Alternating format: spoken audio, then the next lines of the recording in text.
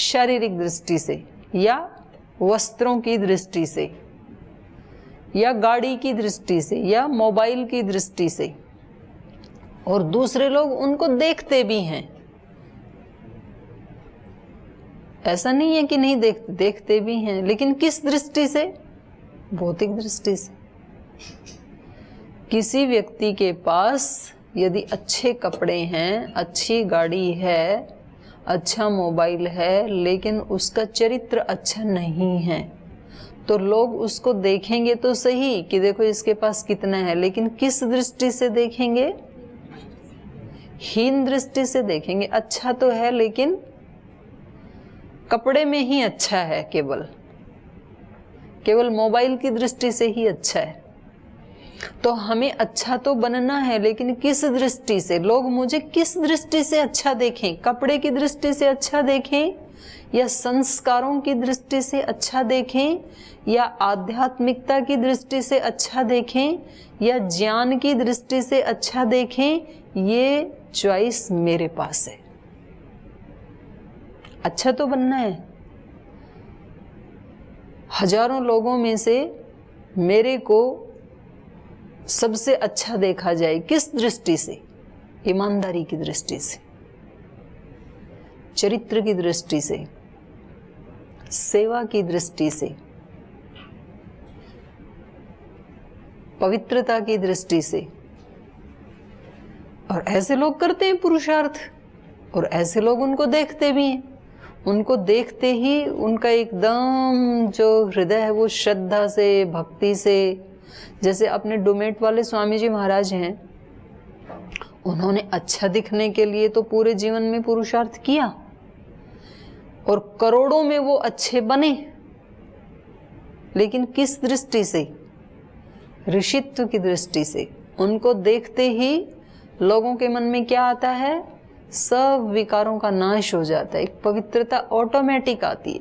जैसे मैंने शुरू में बताया ना कि सूरज के उपस्थित होने से प्रकाश अपने आप आता है, स्वयं आता है, ऑटोमेटिक आता है।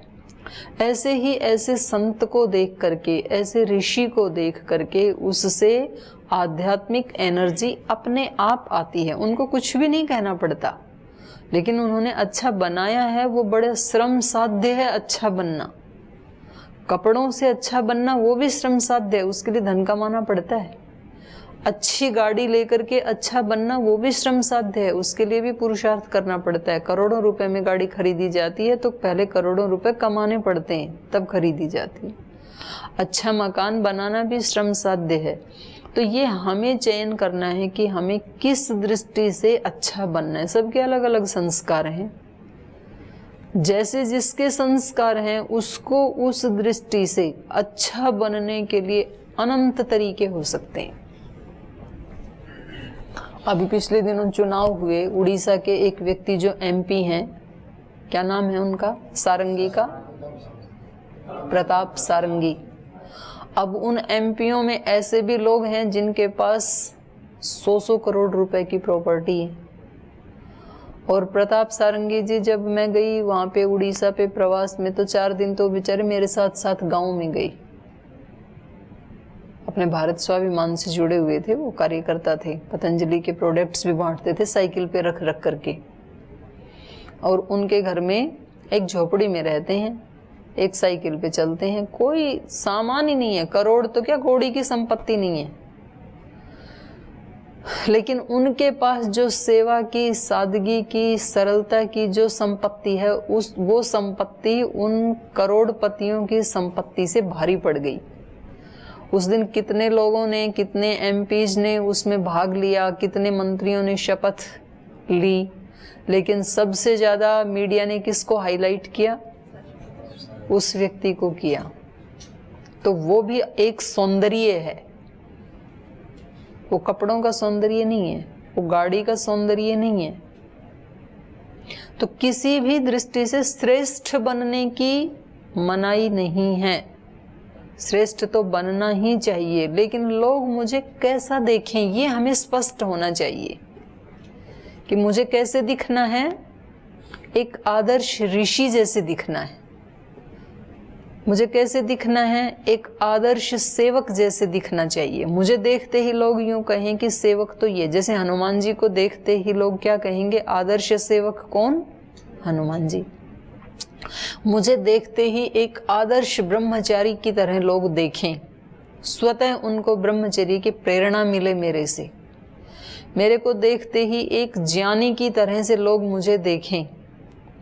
मेरे को देखते ही लोग एक आदर्श सेवक की तरह मुझे देखें कि सेवक हो तो ऐसा हो। ऐसे हम कोई भी एक प्रधानता से एक कोई लक्ष्य लेकर के चलते हैं और उसमें फिर इनको तीनों को हम मिलाते हैं, ज्ञान, कर्म, भक्ति, तीनों को मिलाते हैं। वरना तो मैंने ये बताया था कि ये जो पराम गति कहा कल हम जो पढ़ रहे थे, वो परागति को प्राप्त हो जाता है। परागति का मतलब क्या है? श्रेष्ठ गति, अंतिम गति, उत्कर्ष, पराकाष्ठा। तो यहाँ पर हर कर्म को हमें कैसे करना है कि मैं इसको सुंदरतम तरीके से करूं। तो जैसे मैंने भोजन का उदाहरण आपको बताया कि एक ही भोजन को करने की कितनी गति हो सकती हैं? अनंत गति हो सकती हैं। उनमें सबसे सुंदरतम गति क्या हो सकती है? उस ऑप्शन को अपने सामने रख करके और फिर उस कर्म को करना, तो ये व्यक्ति उसको प्राप्त कर लेगा फिर, क्योंकि जिसके लिए प्रयास करते हैं वो हमें मिल जाता है। तो हमें जो भी हम काम करते हैं, हम विद्यार्थी हैं, हम शास्त्र स्मरण कर रहे हैं, शास्त्र स्मरण कर रहे हैं और हमें शास्त्र सुनाना है, तो हमेशा अपनी आंखों के सामने कौन सी इमेज रखनी है कि देखो पूरी कक्षा में से कुछ 5-7 लोगों ने शास्त्र सुनाने का निर्णय लिया और वो जो 5-10 शास्त्र सुनाने वाले लोग हैं उनमें मेरी छवि सबसे उत्कृष्ट होनी चाहिए। अब मान लो कि मैं मंच पे सुना रहा हूँ, हजारों लोग मेरे सामने बैठे हैं और कई हजार लोग कैमरे के माध्यम से, आस्था के माध्यम से मुझे देख रहे हैं और उन सब लोगों के सामने मैं एक आदर्श ब्रह्मचारी की तरह से सुना रहा हूँ। इस तस्वीर को, इस पिक्चर को अपनी आंखों के सामने रख करके फिर शास्त्र स्मरण करें, तो ये शास्त्र स्मरण करने की उत्कृष्ट स्थिति है। और शास्त्र स्मरण भी कर रहे हैं, क्या करें, याद होती नहीं है, सुबह से तो लगे हैं, इतनी बार तो दोहरा लिया, पता नहीं नाम तो लिखवा लिया। अब कर्म कर भी रहे हैं, लेकिन ये कर्म की कौन सी गति है? निकृष्ट गति है। रोते रोते कर्म करना, रोता जाए तो मरे की खबर लाएगा।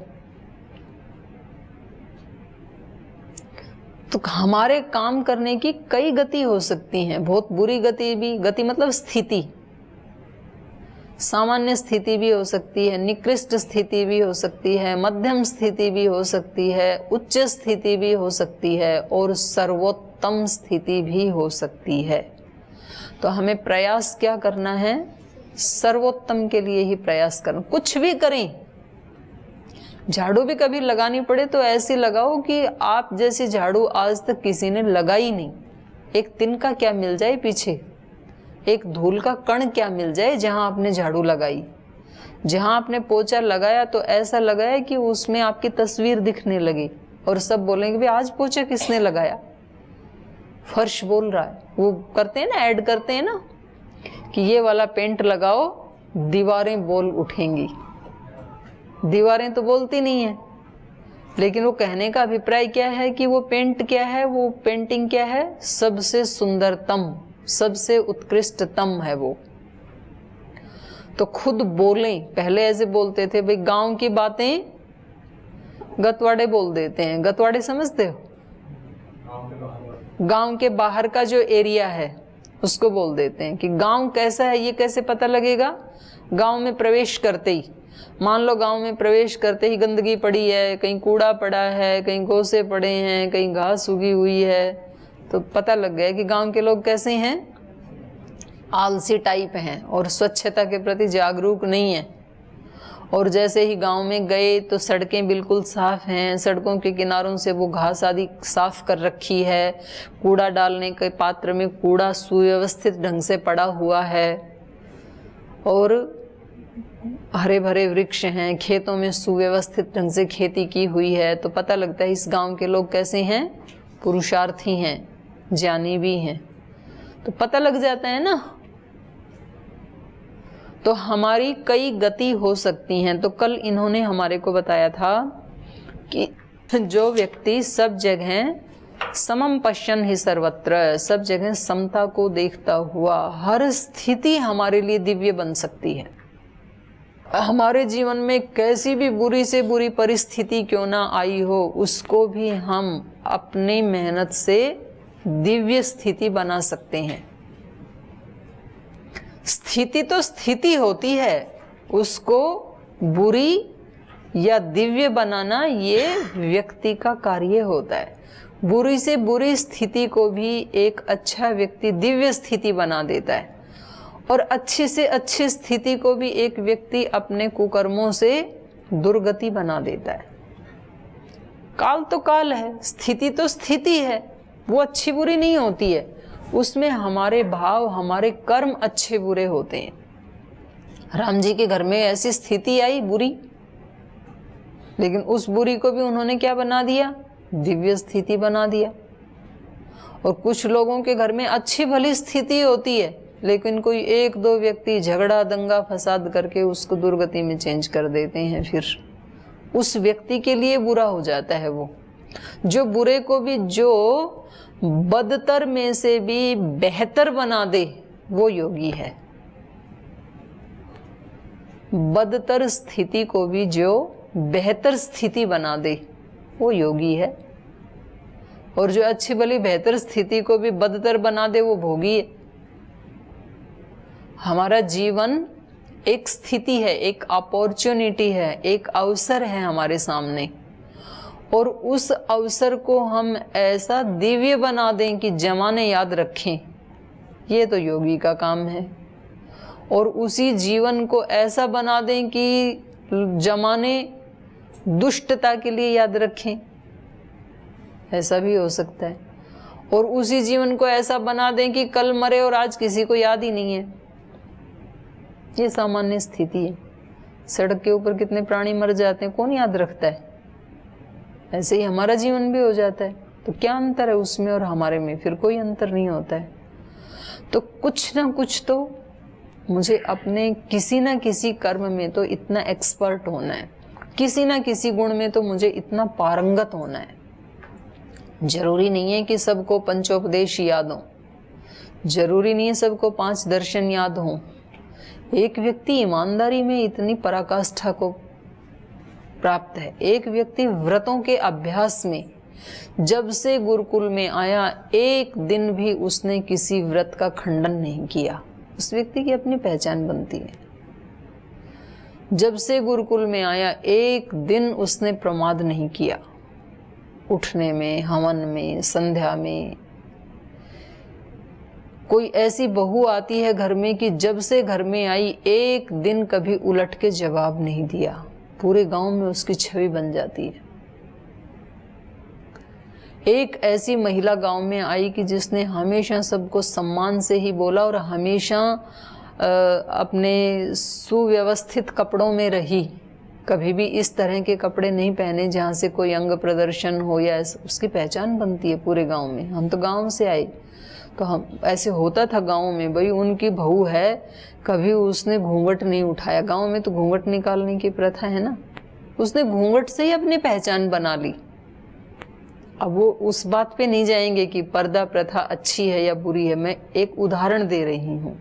तो कोई व्यक्ति किसी भी अपनी एक आदत से एक आदत को पराकाष्ठा पे लेके जाए, तो उसी से ही उसके अन्य आदतें भी अच्छी हो जाती हैं। तो कोई ना कोई तो हमें पकड़ना ही चाहिए, और एक को यदि हम पकड़ लेंगे तो स याति पराम गतिम, वो श्रेष्ठ गति को प्राप्त कर लेता है। तो यहाँ जो बात हो रही थी वो ईश्वर के विषय में हो रही थी, क्योंकि सबसे श्रेष्ठ गति हमारे चित्त की कौन सी है? जब हम ईश्वर के साथ अपने आप को आइडेंटिफाई कर लें, उनके साथ हम अपने आप को एकाकार कर लें। हर काम करते हुए हम एक सुरक्षित हाथों के बीच में अपने आप को महसूस करें। सब कर्म करते हुए अपने चित्त को एक समता की स्थिति में, शांति की स्थिति में, सरलता की स्थिति में महसूस करें। ईश्वर के साथ पवित्रता की स्थिति में अपने आप को महसूस करें। ये हमारे चित्त की परागति है, श्रेष्ठ गति है। गति मतलब स्थिति है, ये अच्छी स्थिति है ये चित्त की। तो जो व्यक्ति अपनी इस स्थूल दृष्टि को भी ऐसा बना लेता है कि इन सब प्राणियों में वही अभिव्यक्त हो रहा है, सब मनुष्यों में भी, सब पशुओं में भी, सब लताओं में भी, सब वृक्षों में भी, सब्जियों में भी, फलों में भी, पुष्पों में भी, जलों में भी, नदियों में भी, सागर में भी, हवाओं में भी, अग्नि में भी, सूर्य चंद्र में भी, तारों सितारों में भी, सब जगह वही अभिव्यक्त हो रहा है। ऐसा जो देखता है, समपश्यन माने सब में उस एक ब्रह्म को ही जो देखता है, उसी की अभिव्यक्ति को जो देखता है, ततो याति पराम गतिम। तो फिर उसके सामने तो दूसरा कुछ बचा ही नहीं ना। जहां भी देखता है वहां क्या देखता है? ब्रह्म को ही देखता है, ईश्वर को ही देखता है। तो वो तो अपने आप ही परागति को प्राप्त हो गया। तो ये दृष्टि की उत्कृष्टता है, ये दिव्य दृष्टि है। फिर आगे कहा इन्होंने, बहुत अच्छी बात कह रहे हैं अगले श्लोक में, एक बार बोल लीजिए इसको। प्रकृत्यैव च कर्माणि क्रियमाणानि सर्वशः यः पश्यति तथात्मानम् अकर्तारं स पश्यति यदा भूतः पृथक् भावम् एकस्थम् अनुपश्यति तत एव च विस्तारम् ब्रह्म संपद्यते तदा। कह रहे जी हम एक रूप कैसे देखें सब में? कोई तो अच्छा कर्म कर रहा है, कोई तो बुरा कर्म कर रहा है, कोई तो बहुत पुरुषार्थ कर रहा है, कोई तो कम पुरुषार्थ कर रहा है। तो कैसे देखें फिर?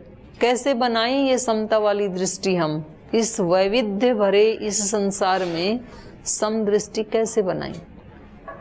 दृष्टि तुरंत हमारी चेंज होती ही है। जैसा हम देखते हैं तो वैसी हमारी दृष्टि बन जाती है। तो इसके लिए बता रहे हैं प्रकृति एव च कर्माणि क्रियमाणानि सर्वशः। भाई आप जो देख रहे हो वो तो आप उस चेतन तत्व को देखो सब जगह, उस एक परब्रह्म को ही देखो सब जगह। और ये जो आपको वैविध्य दिखाई दे रहा है, विविधता दिखाई दे रही है, ये सारे कर्म किस में हो रहे हैं? प्रकृति में हो रहे हैं। ये प्रकृति एव च कर्माणि क्रियमाणानि, जो भी क्रियमाण कर्म हैं, जो भी क्रियाएं हो रही हैं, वो सब किस में हो रही हैं? प्रकृति में, आत्मा में नहीं हो रही हैं। सांख्य दर्शन में भी आत्मा को अकर्ता कहा है। यद्यपि ये हमें घुला मिला लगता है, या हम अपने अज्ञान के कारण घुला मिला लेते हैं अपने आप को प्रकृति से, और हम तो खूब प्रयास पूर्वक घुला मिला लेते हैं। उसके लिए हम यत्न करते हैं कि ये काम किसने किया? मैंने किया। और कोई मेरी वाणी को भी ना सुने तो फिर लिख के देते हैं हम कि बताओ गुरुजी को ये काम, मंच के ऊपर पर्ची भेजते हैं कि ये काम किसने किया? मैंने किया। ये हम अपने आप को उस क्रिया के साथ, उस कर्म के साथ, प्रकृति के साथ अपने आप को एकात्म करने की ही कोशिश करते हैं। लेकिन हम कितनी भी कोशिश करें तो भी हम उसके साथ एक हो नहीं सकते हैं, क्योंकि हमारा स्वभाव क्या है? निर्लिप्तता। आत्मा इतने जन्म जन्मांतरों से इतनी क्रियाएं करती आ रही है, लेकिन आज तक भी आत्मा उन कर्मों से लिप्त नहीं हो पाई, क्योंकि उसका स्वभाव ही नहीं है लिप्त होना, वो हो सकती ही नहीं है। आत्मा की नित्यता, नित्य संगति किसके साथ है? ब्रह्म के साथ। ब्रह्म से वो अलग हो नहीं सकती है। और उससे अलग करने के हम प्रबल पुरुषार्थ करते हैं, उससे हटने के हम पुरुषार्थ करते हैं कि हमें कोई देखे ना। और एक बहुत अच्छी बात है कि जब हम कोई दोष करते हैं, कुछ बुरा कर्म करते हैं, तो हमारी इच्छा होती है कोई भी ना देखे मुझे। और जब छोटा सा भी अच्छा काम करते हैं तो इच्छा क्या होती है, सब देखें मुझे। जब कभी हम बैठ करके ध्यान उपासना भी करते हैं या कुछ शास्त्र स्मरण करते हैं, कोई भी अच्छा काम करते हैं, तो हमें लगता है कि सब इसके बारे में जाने। और जब हम कितनी सारी बड़ी बड़ी गलतियां करते हैं तो लगता है कि इसके बारे में छोटा सा भी पता ना लगे किसी को। इतनी बड़ी बात का पता लगना तो बहुत दूर की बात है, छोटा सा भी संशय ना हो किसी को मेरे ऊपर, उसको हम छिपाना चाहते हैं। लेकिन ईश्वर से हम कुछ भी छिपा नहीं सकते। ईश्वर से सबसे तो छिपा सकते हैं, लेकिन अपने आप से नहीं छिपा सकते हैं। और अपने आप के साथ ही, आत्मा के साथ ही वो परमात्मा भी बैठा है, उससे भी नहीं छिपा। तो दो से नहीं छिपा सकते हैं कभी भी हम, अच्छाई या बुराई। तो ये बता रहे हैं हमें गीताकार कि आप अपने कर्म करने का अभिमान ना करें कि मैंने ये किया, मैंने ये किया, या दूसरे भी कर रहे हैं तो उसके ऊपर भी उन कर्मों को आरोपित ना करें। ये सारे कर्म किस में हो रहे हैं, प्रकृति में हो रहे हैं, आत्मा में नहीं हो रहे हैं। इसलिए उसको आप समदृष्टि बना सकते हैं, क्योंकि उसमें कोई भी विकार नहीं होता है आत्मा में। ये सारे के सारे पहले भी आया ना, तीसरे अध्याय में, उससे पहले दूसरे अध्याय में भी आया। क्या है वो, आगमा पाइनो नित्या तान तितिक्षस्व भारत।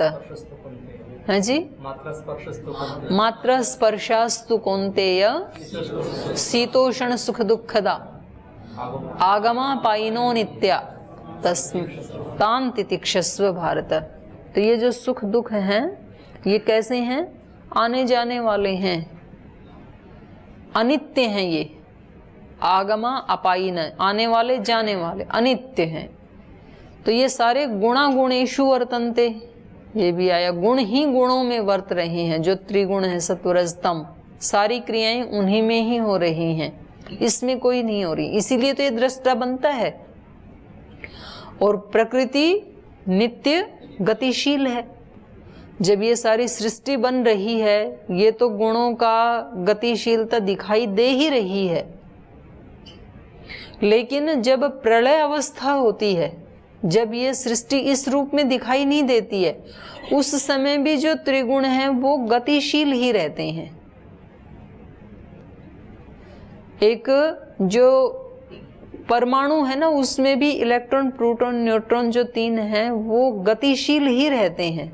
बाहर से स्थिर दिखाई देते हुए भी अंदर से हमेशा क्या है, वो गतिशील ही है। तो प्रकृति का स्वभाव क्या है, हमेशा गतिशील रहना। क्योंकि हम बोलते हैं ना कि इतने वर्षों का तो सृष्टि काल, सर्ग, और इतने ही वर्ष का प्रलय। तो सृष्टि काल में तो जो हम काल की गणना है वो किससे करते हैं, सूर्य की गति से, कि कितनी बार सूर्य घूमा, उसी से तो रात दिन वर्ष काल की गणना किससे होती है, सूर्य की गति से होती है। लेकिन प्रलय अवस्था में सूर्य तो होता नहीं है, तो वो गणना हमने किससे की कि इतने ही समय प्रलय रही, वो गणना किससे की हमने। रात दिन तो थे नहीं वहां पे, सूर्य भी था नहीं, वो गणना हमने इस तीन गुण जो वाली जो प्रकृति है इसकी गतिशीलता से की। वो उस समय भी गतिशील रहती है, और गतिशील वो, उसमें परिवर्तन नहीं होता है, परिणामी नहीं होती है उस समय। जैसे सुबह सूर्योदय हुआ, सूर्य की और पृथ्वी की दोनों की गतिशीलता के कारण सूर्य का प्रकाश धीरे धीरे बढ़ता है उदय होने के बाद, तो ये सृष्टि का काल है। लेकिन दोपहर 12-1 बजने के बाद धीरे धीरे प्रकाश कम होता चला जाता है, ये आंशिक प्रलय अवस्था है। और हमें पता कब लगता है इसका, सूर्यास्त के समय। ऐसे ही वो जो अंधकार है वो अंधकार फिर रात के शुरू होते होते होते होते बढ़ने लगता है और फिर रात के 12-1 बजे से फिर वो अंधकार थोड़ा थोड़ा थोड़ा कम होने लगता है उजाले की तरफ। तो गति, दोनों में गति है, प्रकाश में भी अंधकार में भी, सृष्टि में भी प्रलय में भी।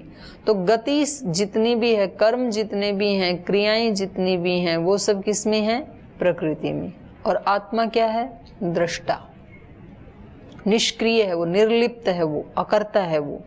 प्रकृति एव च कर्माणि क्रियमाणानि सर्वशः, सब प्रकार से, सब तरफ से जो क्रियाएं हो रही हैं, जो कर्म किए जा रहे हैं, वो सब प्रकृति के द्वारा ही किए जा रहे हैं। प्रकृत्या एव, प्रकृति के द्वारा ही किए जा रहे हैं। यह पश्यति, ऐसा जो समझ लेता है, ऐसी जो अनुभूति कर लेता है, यह पश्यति तथा आत्मानम अकर्तारम स पश्यति, वो व्यक्ति अपनी आत्मा को कैसा जान लेता है?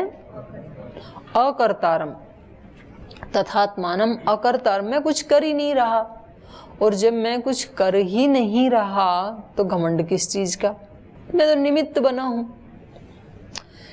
कोई व्यक्ति कितना पुरुषार्थ करता है, फिर वो थोड़े से दिन के लिए कहता है मेरे पास इतने करोड़ की प्रॉपर्टी, मैंने इतने कमाए, ऐसा अहंकार बना करके वो अपने अहंकार के संस्कार तो बना लेता है, लेकिन वो प्रॉपर्टी वास्तव में उसकी नहीं है।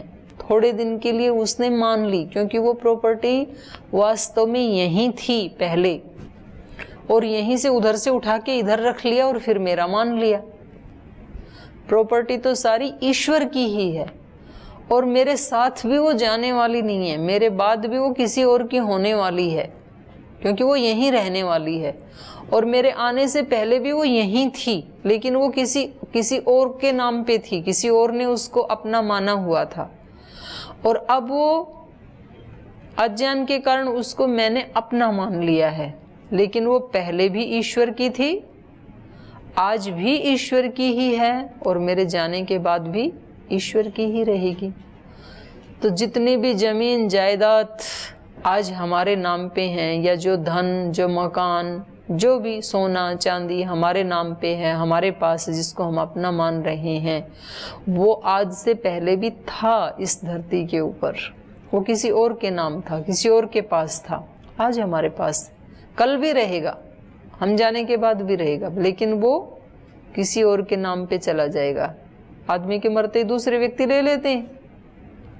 जो घड़ी आज तक हीरे मोतियों की इसने पहन रखी थी, इसके मरते ही उस घड़ी को खोल लेगा कोई व्यक्ति, वो किसी और की हो जाएगी। जो कमरा आपका था, मरते ही वो कमरा कोई दूसरा ले लेगा, वो किसी और का हो जाएगा। और जो आपने लिया था उससे पहले भी किसी और का था। आप कहोगे हमने तो खुद बनाया था, तो रॉ मटेरियल पहले यहाँ उपस्थित था। तो ऐसा जो व्यक्ति मान लेता है कि ये सारे कर्म किसके द्वारा हो रहे हैं? प्रकृति के द्वारा ही हो रही हैं। प्रकृत्या एव च कर्माणि क्रियमाणानि सर्वशः यह पश्यति तथा आत्मानम अकर्तारम स पश्यति। तो फिर ये व्यक्ति अपनी आत्मा को, अपने आप को अकर्ता मानता है कि मैं तो केवल देख रहा हूँ। अपने शरीर में भी होती हुई क्रियाओं को हम दृष्टा भाव से देख सकते हैं। जिस समय आप स्नान कर रहे हैं ना, तो हाथों से तो स्नान कर रहे हैं शरीर से, लेकिन एक कोई देखने वाला भी है। जैसे दूसरे को देखते हैं, ऐसे अपने आप को भी देखता है आत्मा। अब मैं बैठा हूँ, अब मैं पढ़ाई कर रहा हूँ, अब मैं खाना खा रहा हूँ, मैं मतलब शरीर। तो ऐसे एक करने वाला और एक उस करते हुए को देखने वाला, हमेशा ही दो होते हैं। हम कितनी भी कोशिश करें अपने आप को भुलाने की और इस प्रकृति के साथ अपने आप को मिलाने की, एक बनाने की, तो भी कभी एक बना नहीं सकते हैं, क्योंकि वो हो ही नहीं सकता है। ये इसका स्वभाव ही कैसा है? अकर्ता। यदा भूत पृथक भावे एकस्थम अनुपश्यति तत एव च विस्तारम ब्रह्म संपद्यते तदा। तो ये फिर इसको कल पढ़ेंगे, आज समय हो गया है। कल इसको आगे पढ़ेंगे और पीछे का भी आप दोहरा करके आना। आज यहीं पाठ को विराम देते हैं।